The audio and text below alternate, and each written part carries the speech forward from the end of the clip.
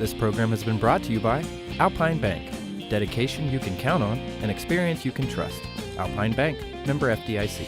Durango City Council member Dean Brookie says he's committed to preserving Durango's quality of life while keeping an eye on a long-term vision for Durango's future.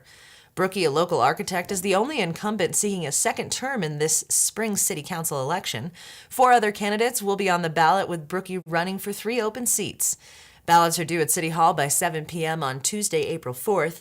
Brookie, who has lived in Durango since 1982, says he wants to build on the council's accomplishments of the past 4 years while tackling new challenges facing the city. Preservation of neighborhoods has been among his top priorities, with the adoption of character districts and limitation on vacation rentals and accessory dwelling units. But more work needs to be done. I would like to see a bigger, broader scope of planning in each of those character districts, so that when a developer comes in, the city can suggest the appropriate type of development that would occur, and how that relates to things like the river, and how, what our overall goal is, and what that riverfront should look like in 20 years from now. Brookie says affordable housing and transit are the 2 biggest issues that he'd like to tackle in his second term.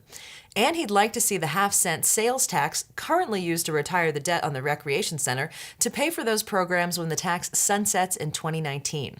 Voters would have to approve the change. The really big elephant in our room right now is transit funding. We need a dedicated funding stream for transit in the future. I believe that because housing and transit are tied together at the hip, that we might look at opportunities for methods of funding those both at the same time.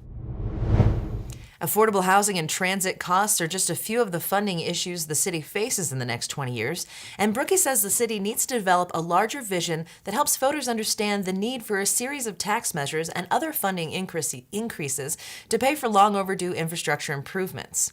If you'd like to know more about Brookie's campaign platform, visit brookieforcouncil.com.